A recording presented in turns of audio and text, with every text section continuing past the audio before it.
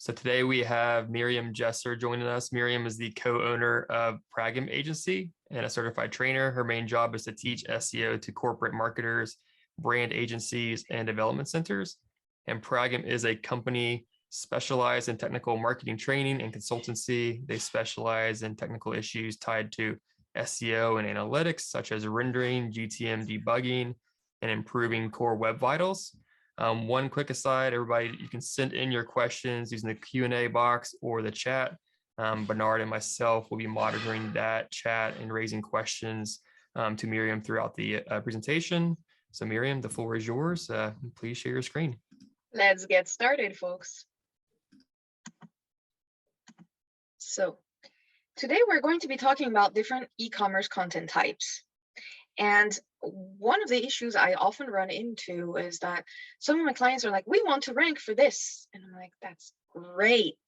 However, were you aware that, the results that are shown are actually aggregator types? So unless you are able to transform yourself into a lifestyle blog for this, it's not going to happen. And this brings about many, many questions. So with time, I developed, a way to explain this to clients, and I wanted to share it today with everyone. The first thing I explain is that there are some key pages for SEO when you do e-commerce. I mean, it's just non-negotiable, and it's for different reasons.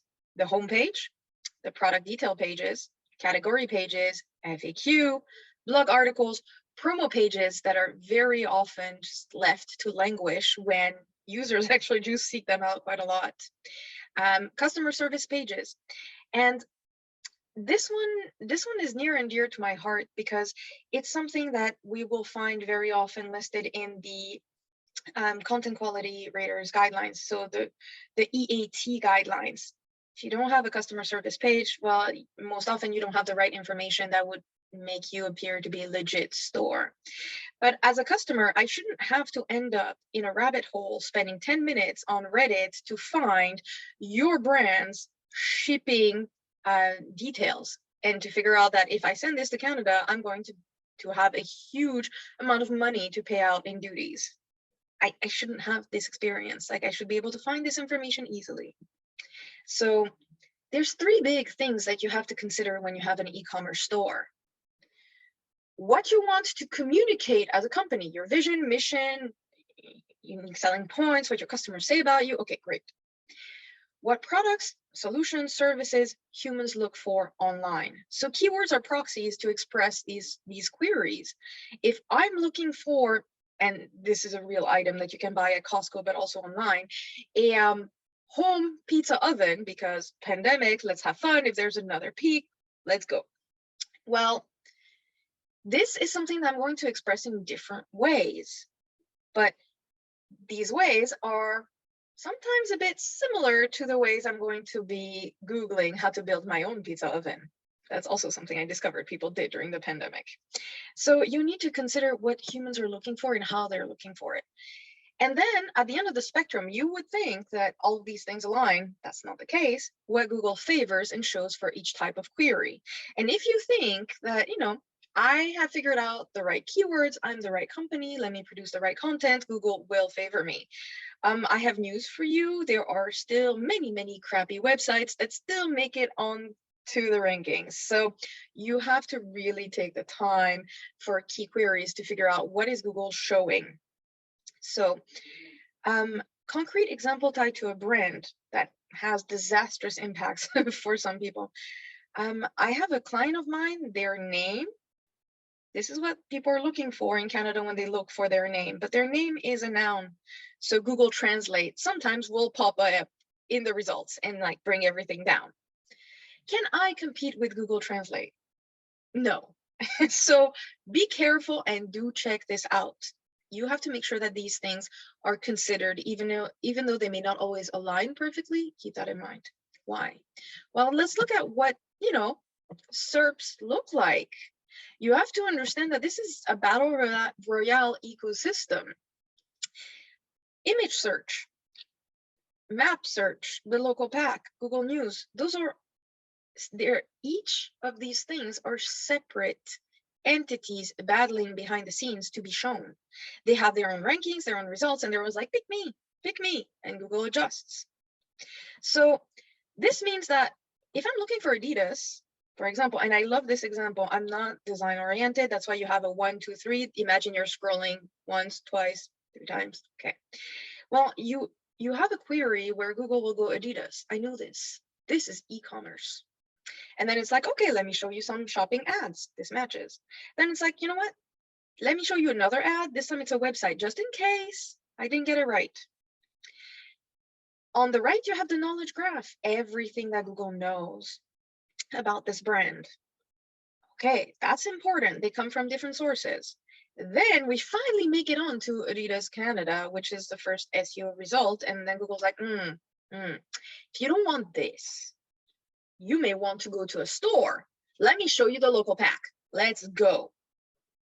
And it's like, you know what? Maybe I got it wrong. And this is something us Canadians really, really hate. Let me show you the US website. Because here's the rule in e-commerce. If I am finding the product I want online and it's available and the price is great, this means I'm on the .com and not .ca version of the brand. That's what I have learned. Frustrations abound. And then how did Adidas make it into the news?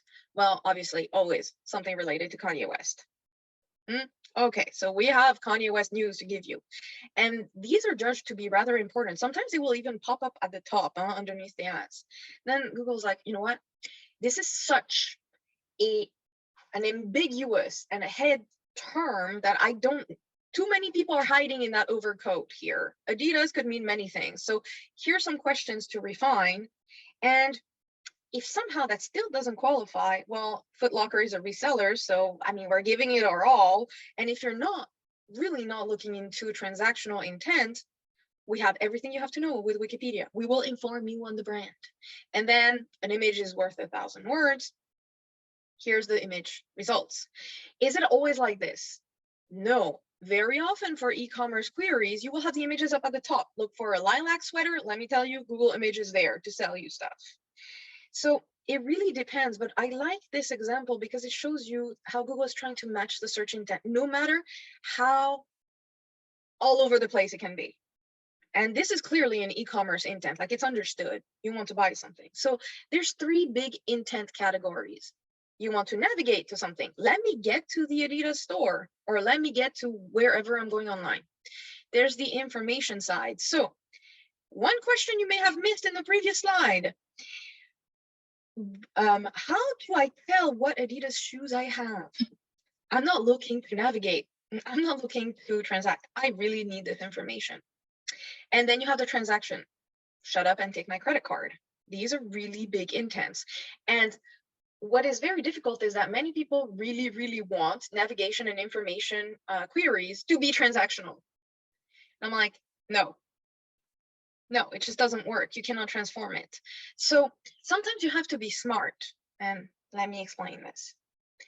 Sometimes people are looking for information to make the right choice. It's not transactional yet, but you could compare 2 brands or 2 models information, and then you push them along to transaction. But you cannot force these queries. People are looking for what they're looking for, even though they don't always know exactly what they're looking for. They can tell what they're not looking for. And you've seen Google's like, okay, I'm trying to satisfy you all. Let's figure this out. As a side note, and this is still included in e-commerce, if you type your query and you see a video, don't try to compete with a piece of written content. It's not going to work. People want to see how it's done. Produce a video. So how do people search for things? And as a side note, why am I qualified to talk about this? I worked for many, many, many years as a librarian. I was the person in college who told you, no, let me look, no. So I have been faced with so many ways people will look for information and how they're confounded by search catalogs. I can tell you, some people are going to look for exact search. I know the name of my product, right down to the model, like we're good, let's go. Compatible search. Well, I already have this camera, I need this lens. A product type search. So product type search would be like high-waisted pants. I'm looking for a type of thing, not a brand, not a specific model. Related product search. So related product search is, well, I'm looking for, like something that is not complementary to what I already have necessarily, but that is related. So what would be a good example? I had a few, but if I'm looking for example, baby stuff, and I'm buying a bunch of gifts for a brand new mom, these items are related. They're not necessarily in the same type. Search by symptom. If you have a white sofa and you spilled some red wine, you are searching to fix a problem. You don't care about the name of the product, the type of the product. If they told you it was a powder that you could just blow on it and it would go away, you would do it. You don't care about the product itself. You care about fixing your problem. And then there's product adjacent queries, the delivery, refunds, etc. The related product search, the example that I use most often is Tom Hanks. And now this is a bit confusing, but this Tom Hanks shows you how good Amazon's internal search is. If you're looking for movies that have Tom Hanks in it or that have been directed by Tom Hanks, they still come up with the answer. So basically, anyone's older drunken relative at a party telling you about whatever movie, go to Amazon and try to figure it out. See if it can guess it faster than you can, because it probably will. So now that we've outlined the big intents and how people will think about their searches, like what are their motivations when searching for a product? What are their criterias? Well, criteria is color. I'm the type of person, if you tell me that my outfit is available in brown, we're not talking to each other. I will never find you. I look for black stuff. The end. Materials. Some people will not buy leather. Some people will seek exclusively leather. Performance. So performance, you would think automatically maybe laptops. Can I have a gaming laptop? Yeah. Let's talk about performance a different way. Does this go in the dishwasher? Is this microwavable? Performance. Format. Well, I have a miniature wiener dog. I can take her in a backpack on an adventure. Not that she would enjoy it, not that I would, but it's a thing. It can happen. Now, if you have a Saint Bernard, and you want to go with your dog on an adventure, you are going to buy a dog carrier. That dog carrier is an Excel dog carrier. It's a special one. The format really does matter for some folks. Pricing really does matter as well. If you're looking for the cheapest headphones, my wonderful comparison on the best noise canceling headphones in the market is not going to reach you, because that's $200, $300, $400 plus. You're not here. The brand. So this one I deeply enjoy because the example I use is Yeti, because there's multiple brands that are called Yeti. So it's amazing to see like these brands fight each other for recognition, and how Google understands, oh, you're looking for a cooler, you're looking for this, you're looking for that. Brand is also a criteria. If some folks have learned that they prefer some brands, that's good. If some folks have learned that, some brands genuinely do bring added quality, it goes back into performance, but the way it's expressed via brand, it's a criteria now. So keep saying so a lot, don't mind me. People will also search by theme. That's good because it's traditional. You know this, you're comfortable with this. Winter coats, summer dresses, seasons matter. Intended use for the office, for the garden, for that colleague's retirement party. Most of the time the answer is jewelry. Get them jewelry. Special occasions. Well, the retirement maybe was a special occasion, but usually intended use. I plan to use this for that one colleague leaving. Special occasions is more like birthday, wedding. Side note, divorce products are having a huge boom. Special occasion, divorce cakes does happen. Events, elections, field hockey. Okay, that's genuinely a thing. Whenever a specific team wins in Montreal, you get free fries at McDonald's. That's a huge event. If you're at that level of event, maybe you can offer something, but you have to understand that people are motivated by extrinsic factors that will motivate them to look for stuff. Okay, it's not just you having a wonderful product and then you're going to convince them they need the product. That's old school marketing. Great, I know we have convinced quite a few people to do quite a few things as marketers. Like Bernard, Travis, this will probably shock you, but women shaving their armpits did not happen naturally. It happened with marketing in 1910 at the Universal Expo. Marketers created a need for this because they had too many razors. Let's go. So we can't do that for e-commerce most of the time. Huh? We're trying to optimize for SEO. So get back on how we can get around these things. Searching by compatibility, we talked about it, but what does it look like? Brand name plus accessory type. This should be maybe in your content, maybe in either a category page, or if you only have one of these accessories in the product page. Makes sense. Simply, like, you don't necessarily need to do a keyword research that's super heavy if you have this type of content matrix in your mind once you understand what people are looking for. Brand name plus type of spare part. That also matters a lot. Product name, model, and accessory type. Product plus need.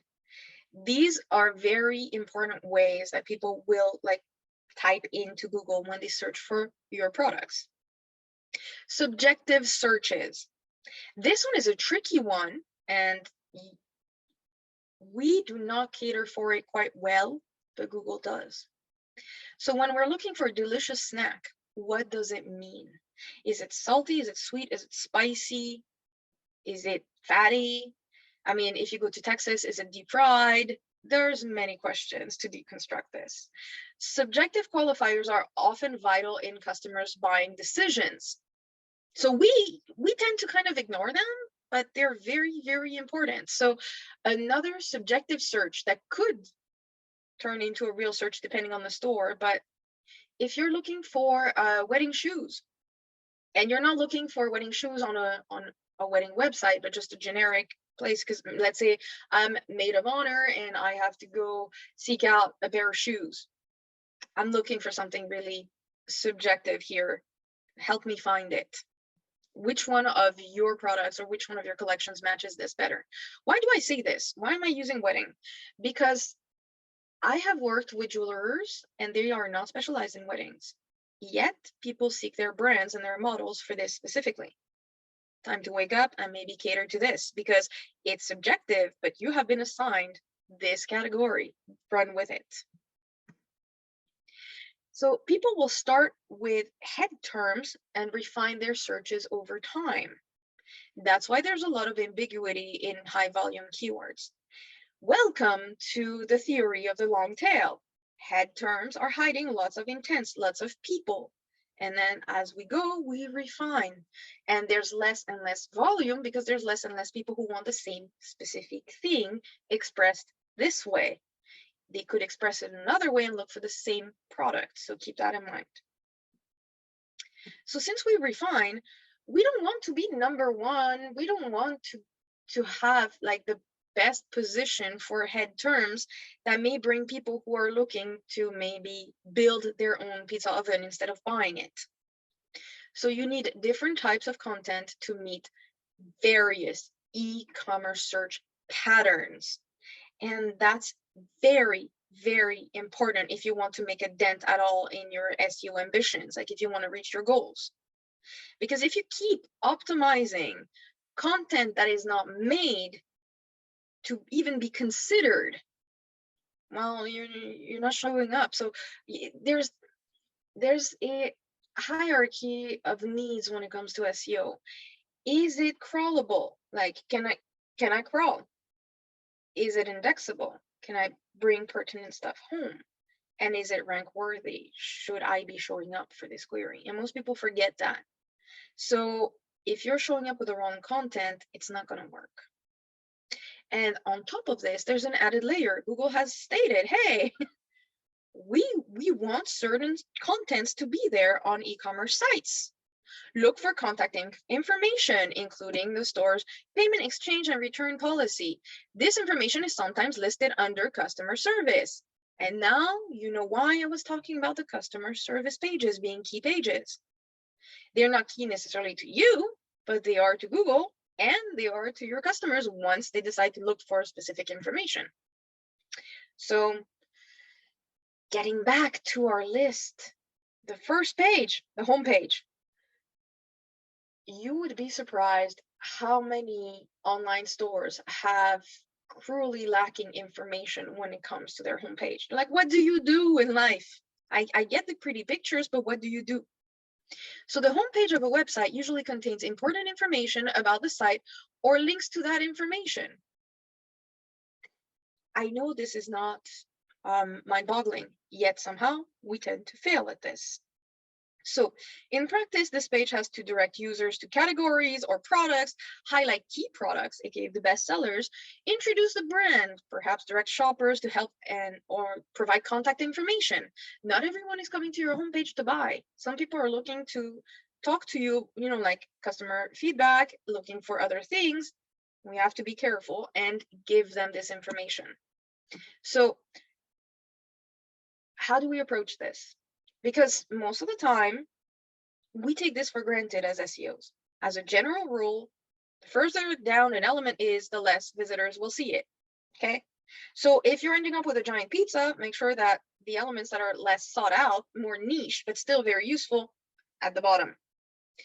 The top part, it should present information that is most relevant to users. What do you do for a living?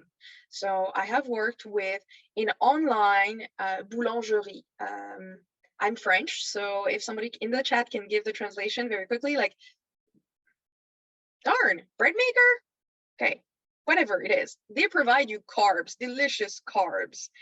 And they do it online because they're gluten-free. And most people order huge batches that they will freeze, because if you have celiac disease, you really need them in your life. Like all the other options are much less tasty, and some of them can be downright dangerous when they lie. So tell me you do that. Tell me each one. Your name, and then online boulangerie, gluten-free boulangerie.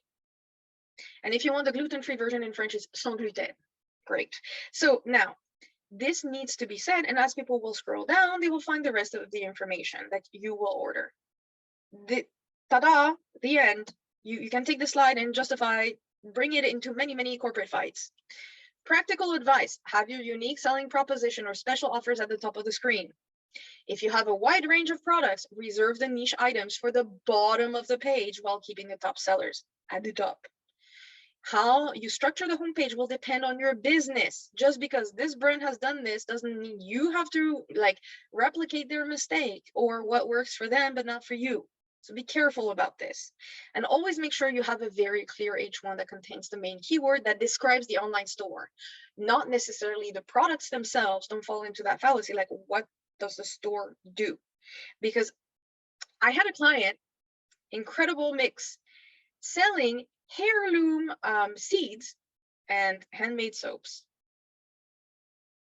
Interesting type of H1 to create. You can't come at me with just specific wellness, like holistic wellness was their trend. I was like, no, we need to be clear on what we do. Now, category pages.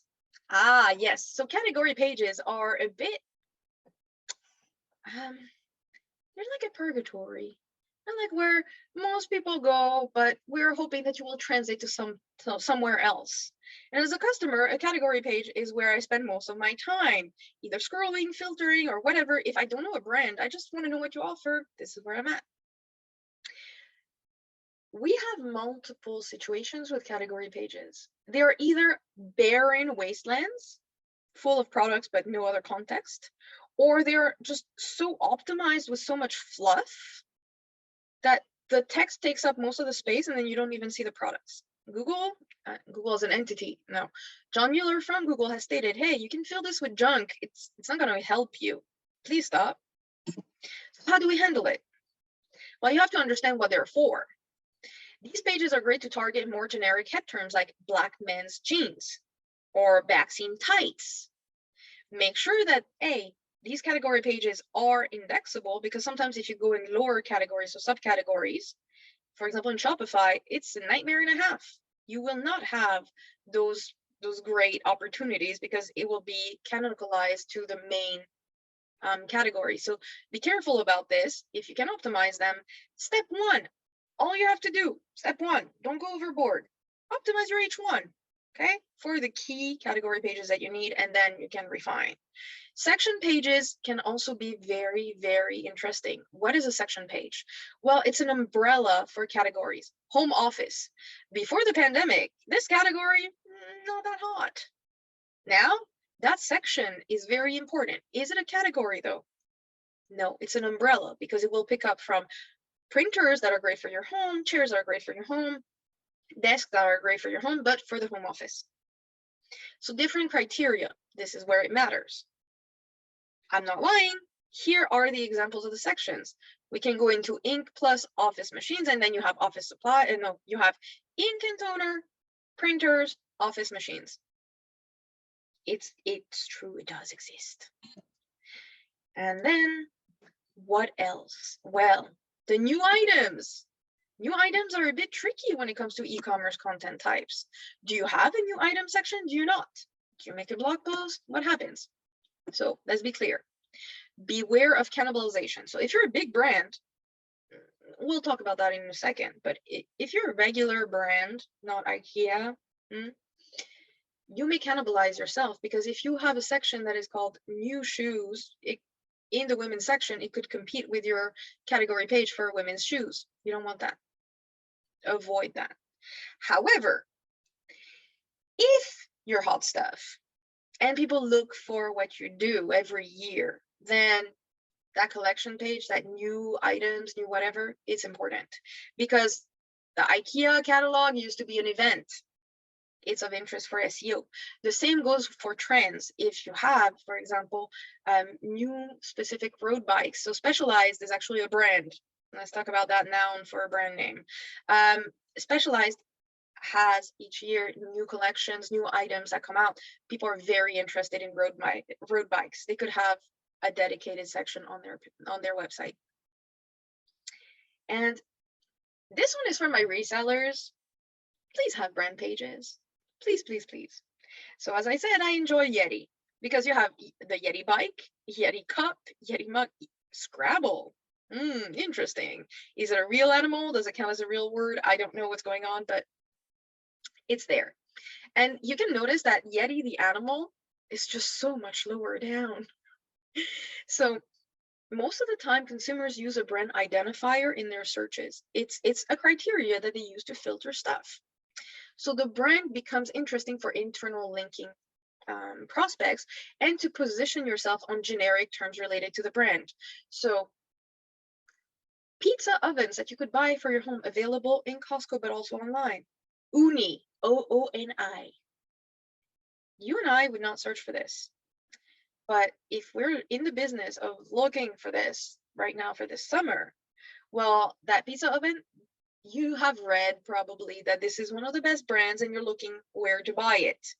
If I do not have a concerted category page, well, not a category, but a brand page telling you, not only do I sell these, but like I sell their best model, the cheapest one, the most expensive one, etc., and explaining how it works and helping remove friction that remains, you're losing an opportunity. Brands are very, very important, and they're a great way to, like I said, bring about some interesting internal linking opportunities. Another opportunity for brands is that most of the time, brands that come to Canada will do their best to not translate their content in French. So their manuals are pretty terrible because they're either Google translated or they don't exist, period. Taking the time in the brand page to answer some common questions in your native language that brand is not handling, huge bonus. 4 pages. If you have resellers yourself, so if you want to list where you are sold, that's great for local SEO. And if you have stores, how do you go about this? Well, almost half of the queries have a local search intent. That's important to keep in mind. And during the beginning of our situation, many people have said, hey, a third of them have said, I want to support more local business. Why? Well, because A, it's important for your community, B, better quality, C, less delays as well. Logistics are failing lately. So you can bring a local touch to your store pages. You can talk about neighborhoods, traditions, local slang. It's all good. Like street crossings. It's really great. A store listing page should have an H1 with the brand and the location. Now, I'm going to go back just a bit to say something else. What are people looking for when it comes to store pages? The hours of operation. Tell me when you're open, when you're closed. Like literally just say hours of operation of this store plus the location. People will thank you for it. If you have a store that sells certain items, or not all of them, that you sell online. Clear example, some brands have clothing and home decor. Not all the stores have the home decor. Tell me what you have. If you do not have a store that is physical brick and mortar, you know this better than anyone else. Sales online are incredibly important.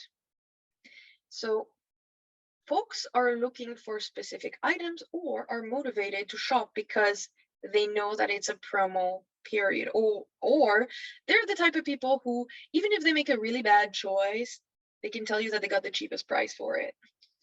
If you, shout out to my brother, if you are facing these folks, if they're price sensitive, optimize your promo pages. Even though you may not use them all year round, keep them on your website. Remove them from the menu if they're not necessary for now, but keep them on because it really, really works. A lot of people are looking for sales items, cheaper items, end of year sales, or collections like this, like clearance. They really are looking for this.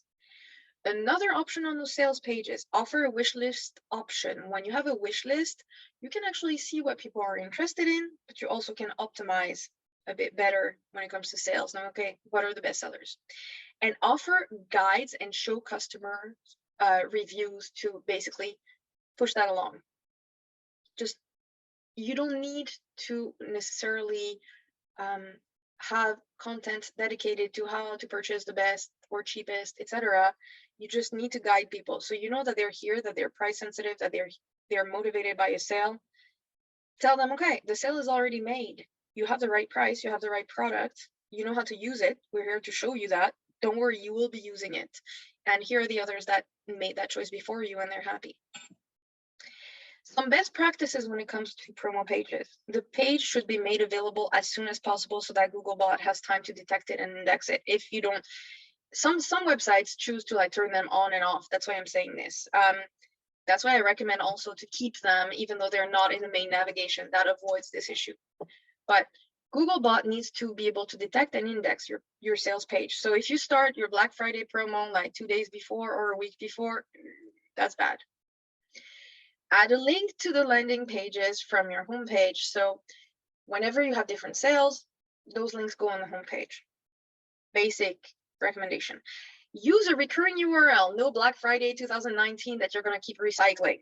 Do not use a new URL every year, please. Okay. And that will help you a lot when it comes to SEO, because you will keep accumulating gains. So include relevant, high quality images with up-to-date representations of the promotion. So if it's not up to date, you're going to have issues because people will be wondering what's going on. Another element that is important for images is show me why it's a good deal. Like highlight this. Don't use the same first picture for everything. Like be careful, curate it to whatever sale is going on. And have Google crawl your page again if you already have it on the website, so your content is updated more quickly. So like inspect it maybe in Google Search Console, something, ping Google via different means, but you need to make sure that your new content, once you update it, is taken into account. Product detail pages, PDPs. For Google, the purpose of the product page is to sell or give information about the product. I understand this, but also I see so many e-commerce situations where it's like they're trying to not sell you the product. There's so little information. So reviewing some guidelines. The product page should include the manufacturer's product specifications, user reviews, shipping and return information, several images of the product, and product information itself. And that's not me. That's Google saying it. Okay, like we can fight about this if you want, but I got nothing to add. What does it mean? It means that the product specifications are not enough by themselves. You can't slap that stuff on there and expect to sell. It's not going to work. Which brings me back to think about the reasons people buy this. What are the occasions? Is this a great gift for that retirement party, for that birthday, for that graduation, or divorce? Does it go in the dishwasher? What's the performance like? Huh? Wonder about, okay, are there colors? Are there specific things that people are looking for? So the ideal product page targets long tail high conversion keywords. Remember the category page? Black men's jeans. Okay. If you are targeting a long tail high conversion keyword, for example, for a pair of jeans would be like Levi's black men's jeans and then boot cut or something like this, or the specific model. Okay. A short description, which includes secondary keywords. If we're talking to each other and you don't know what secondary keywords are, don't feel bad. Like, I'm cool. Let's explain this. So secondary keywords are keywords that would make you doubt yourself if you didn't see them. If I'm considering, for example, I don't know, weight loss for summer, well, I'm expecting to see calories, exercise, hydration, kilos or pounds. If I don't have any of these and somebody's talking to me about this, I'm a bit worried. I'm like, what are you describing exactly? So when it comes to products, there's specific things. For a car, for example, the mileage, like how much gas per, like how many kilometers can I get per gallon? Huge question lately when you're buying a car because it costs a lot. So these are like secondary things that you need to see. As a parallel, if you get onto a basket, like you go into checkout, you go to the checkout and you do not see those little like PayPal and that other logo with a little E or the credit card logos, you're thinking either I'm going to receive this product or I'm going to get scammed and my identity is probably going to be stolen. It's just secondary stuff that makes us feel uncomfortable.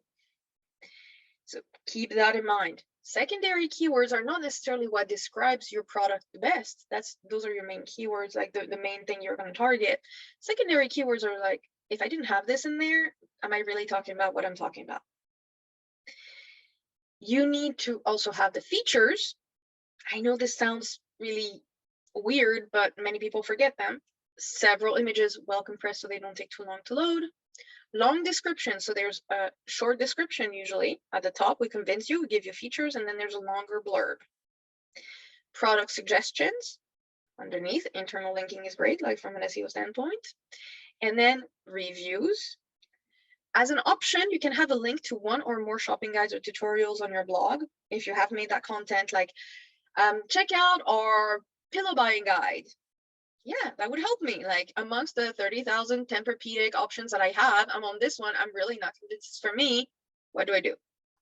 And use structured product data. So that's code-wise, but that also provides more information for bots and for humans when they do show up. Non-product pages. Ah, yes, these are not very much loved, and they should be. Your customers have questions before they feel comfortable forking over some cash. Buyers often ask questions about, product support, returns, lost account, passwords, etc. Do you really want to spend time on the phone with these people? Do you really want to answer emails all day long? No. FAQ sections provide a self-help space to resolve common issues. If you're fed up about having to explain this, or in your case, if the sales department is fed up, make content for this. I know this because I have one of these. I have not just one. I have so many articles that are just self-help. Oh, you don't know how to add me to Google Analytics and you want to send me your login and password. Here's the article showing you how to do it with a video. Oh, here's a video. Yeah, I'm equipped now. Same for e-commerce, except that when it comes to e-commerce, it's double duty. You save some money on support and you gain some things in terms of SEO. People that are hesitating to buy, you're removing the friction. So What are those non-product pages? The return policy. I know we don't want anyone to return anything, but come on now. We do need to have this. If I don't see this, I'm slightly worried. And we also agree as human beings. I know I have a regular standard large size in North America, but in China or in conference merch stuff, I'm a double to triple XL depending on the day. And if I'm in Europe, I'm also depending on the country. Like Germany is like, you're maybe a large or maybe a medium. If I'm going to France, let me tell you, I'm considered plus size already by having the size that I have. But 42 is not a large in France. It is a plus size. So please make sure I can correct any issues we have together, me as a customer and you as a brand, that will enable me to continue this fruitful collaboration and, keep giving you money. Shipping, same game. I don't want to pay duties. I don't want to pay extra. I really want to know how fast it arrives. A friend of mine had to keep emailing a luxury chair designer for her chair because it was lost in transport. Lost in transport ended up being delayed by 8 months. And they thought she was just going to stand up the whole time at her desk. I don't know how they would plan this. Please be clear on your shipping. Payment or pricing details, very important. And customer service page. Please help people help themselves. Delivery and returns. Refund policies encourage customers to commit to a purchase. We know this. Your return policy needs to be clearly visible. It's a trust signal. And those in the middle of the conversion funnel, well, they often want to engage with your brand, but they're not buying yet. So objections about anything under the sun need to be addressed in those pages. They're not just for people who already are ready to buy, who already bought. Your about page also matters so much, and we have a tendency to set it and forget it. So if you are going to set it and forget it, that's fine. Just revamp it once after talking to me, and then you're good for a little while until somebody else shames you into it. So the about page. Most websites have an about us or an about page. Side note, do not think you can be cute and rename this, okay? I don't want anything fancy. I don't want to meet the rainbow unit. About. I'm good. And this is important because this is how Google is going to decide, are you a legit store? Are you a legit brand? Do I trust you? Do I show you? Because otherwise, they are opening themselves to a few lawsuits when it comes to this information. So it applies to everyone, including e-commerce sites. And please, once you have presented the brand, the team, the collections, what inspired you, put a CTA in the end, like CTA, call to action. What next? I like you. I'm ready to go the next step with you. What is it? Usually that's very often forgotten. Or it's a call to action like, send us your CV. And I'm like, no, this should be different. Your content strategy overall, now that we have covered all the different types that you could have on an e-commerce store, let's talk about how you get people in beyond this. So higher up in the funnel. Your blog is key. Your blog must support your category and product pages. It allows you to introduce inspirational content, and inspirational content doesn't necessarily happen in product detail pages. It doesn't happen on the contact page. You need a spot to do this, and usually that's your blog. That content will complement or reinforce like semantic positions. You're basically telling Google, I'm an expert at this, and I also happen to sell them. So here's some content ideas: tutorials, detailed advice, shopping guides, specific lists, behind the scenes. Let's dive into them. If you are able to understand how each page works on your store, you have an edge, because then you can figure out what fits into your blog. Your blog should aim to align with the search intent to the best degree. Remember, some people are looking for transactional content. You have your transactional content pages. Some people are looking for information or navigation. This is where it gets really pertinent to have a blog to provide information. While some people want information about a specific product detail page, fine, but most people are looking to compare brands, compare models, look for the best SUV when you have kids. Look for the this is a real query in Canada. Look for the best electric vehicle to carry your hockey stuff. because you need a bigger car. So these things matter, aligning with the search intent. So when it comes to what you want to write, keep in mind, you have 52 weeks in a year. You're not going to be able to create magic in that time. You're going to be able to advance your objectives, but you have to be mindful of, hey, I can't do everything. So what do you do? Well, the process is, step 1, define the topics that are related to your products. Step 2, validate topics by conducting a keyword search. Because step 1, if you have a blog post that works super well, but that doesn't bring you any purchases, it's empty. It's a hobby. Great, you're popular. That doesn't bring anything. So define the topics, validate them, making sure that people are genuinely looking for this stuff and how they're looking for it.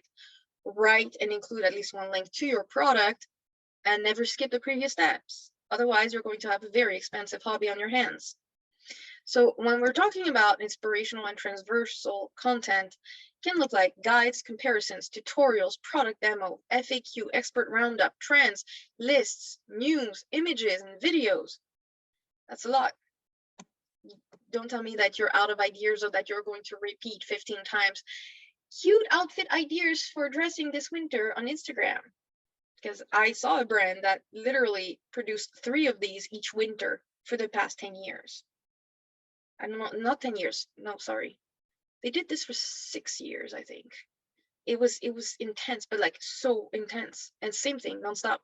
I will break it down for you, gentlemen. If you want to dress up this winter and be cute for Instagram, it involves a skirt and tights. I'm not sure how that works. Once again, Canadian winters. You can offer buying guides. Please make sure that these happen on your website. It's a great opportunity to produce useful content and bring people along the funnel. You can rank on terms that answer genuine questions that lead to a purchase. Which product do I choose? What size? Etc., etc. So help people who are already looking for your product. How to change an iPhone screen would be a great tutorial to sell the kit. Like, show me how it's done. I have an inverse how to. How to disinstall your competitor if you're selling software. That's a great one. Like, hey, we're helping you leave. That really does perform well. Trends and news. Best road bikes for 2022. Wi-Fi 6 routers. Trendy nail polish this summer in 2022. Okay, those are great trends. Please surf on them. You can recycle them. Remember, there's like seasonal trends as well. And news, they're like trends, but they're timely queries that can help you sell. Find out about our fire alarms that comply with law 1276. This is not a made up example, by the way. It's not. It really worked. So keep this in mind. Even if you sell what you would consider the most boring thing in the world, it's not to some people. If you sell some pool parts right now, people love you. You are going to be in high demand. Optimize, please. Lists. I don't have to go too deep into this. You have been on the internet long enough. You know they work. I can tell you why they work, but TLDR is the way our brains are made. It's genuinely like candy to us.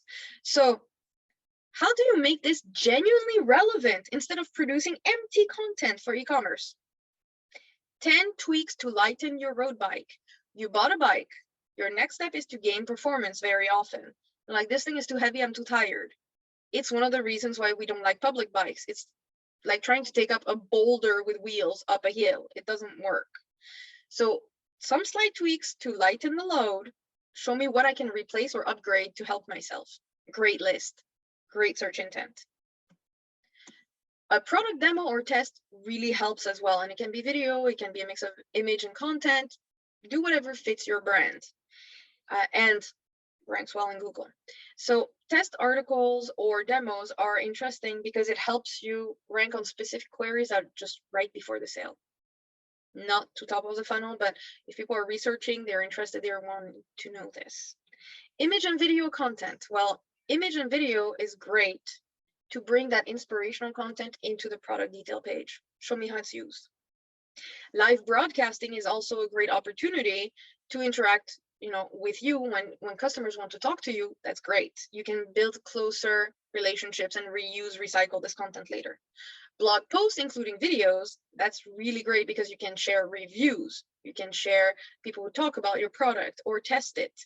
Does it need to be your content to be into the blog? No, I have ranked with embeds that are not mine.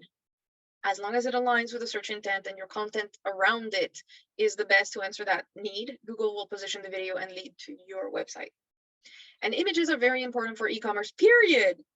Visual commerce should not be discounted. You saw with Google I/O, now we can take pictures and it will just tell you contextually what's around and help you shop. They really, really want image, like visual search, to work, and it really works well. The next step for them is to monetize the crap out of it.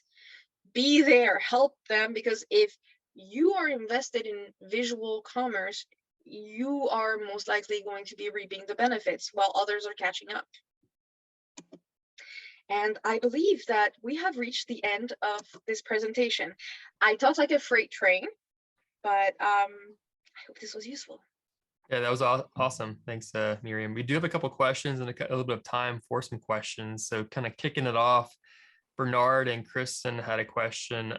What's the best way to deal with products that are no longer in stock forever? Do you keep the product page around with a banner alert, or do you 301, 404? Okay, so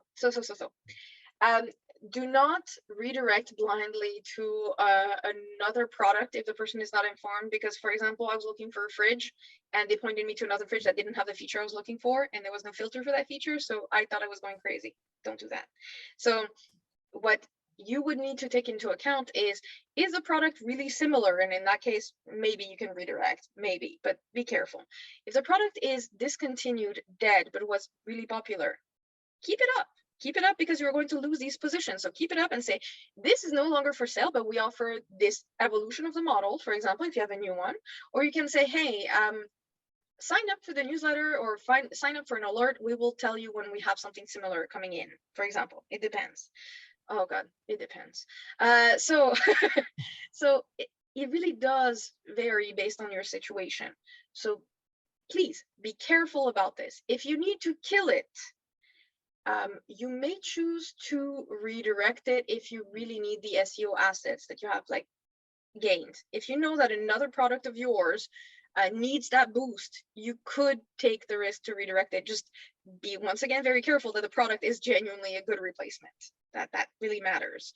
Or you could maybe explain, okay, I've had enough reflection regarding this. I can maybe, if you want some more, just put it in the chat. I will maybe write an article about this. Remember, I debug this way. That's how I write my stuff. So next Perfect, question. Yeah.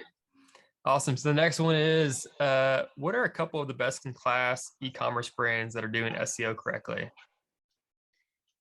Ooh, not all of them do it. Like, I don't know how to explain it, but there's some of them that are best in class when it comes to internal search. Some of them are best in class when it comes to like optimizing their facets and filters. So it depends, once again.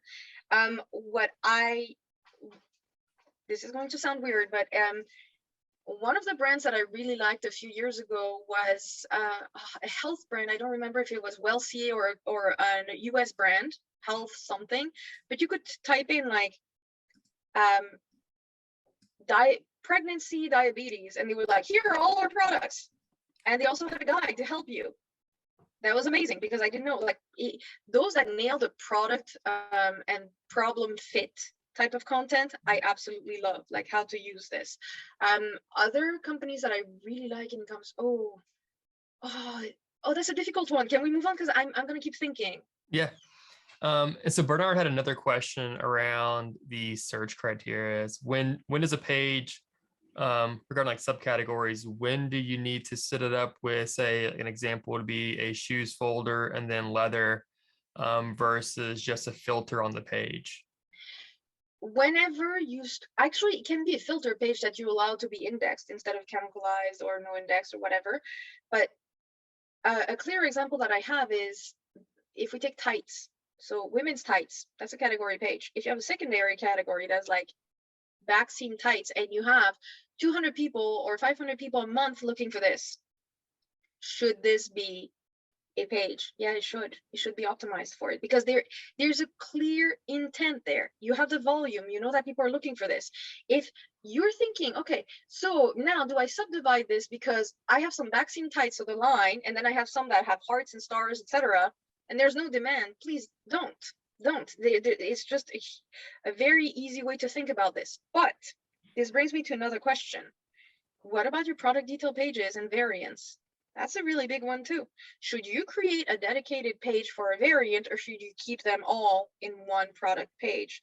So once again, depending on the volume of search, maybe, like I said, I'm the type of person where if you show me that even in the category page that a wallet is brown and leather, I'm not clicking on it. I'm not even looking if there's an option for black. I take for granted this is not for me.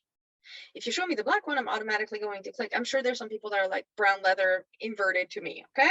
So it's one of those situations where maybe you will have one product detail page with all the funky variants, like all the colors of the rainbow, and you have one dedicated one that is black because you know there's demand for this. You have validated this with search volume.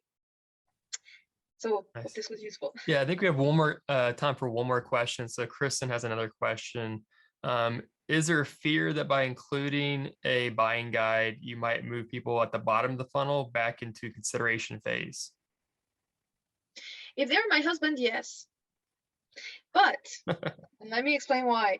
It's just that there are some people who really are detail oriented when they buy things. Like they want to make sure that they have the best value for what they're looking for exactly. Like if you have somebody who's OCD about this, your buying guide may send them in like an existential crisis, and then they'll have to climb out of it. But most of the time, what happens? You sometimes say to yourself and go, oh my God, I almost bought the wrong thing. And they're like, thank you that you helped me like with this buying guide. I'm going to follow everything else that you recommend. So maybe this buying guide is not going to recommend all the brands, but that's the one I trust now because it saved me time. So it depends once again on the human being. But buying guides are amazing because they tend to be longer. They allow you to like target every single search intent that could be tied to these products. And I know this sounds really strange, but when you purchase, for example, a computer for work, you have to know exactly what you need. You don't want to be disappointed. You have specific habits. So you look for this. Like I use a lot of buying guides when picking a computer. That's a great point, especially with e-commerce rates having a high return rate. That kind of would help. Awesome. Well, this looks like we're at time. Thank you again, Myriam, for joining us today. And I definitely enjoyed and learned a lot from our talk. Before we give everyone their day back, where can everybody find you on the internet? So I'm available on Twitter and LinkedIn mainly. I have my own website, pragm.co, so it's pragmatic cut into.co. Twitter is at Myriam Jessier, so my name.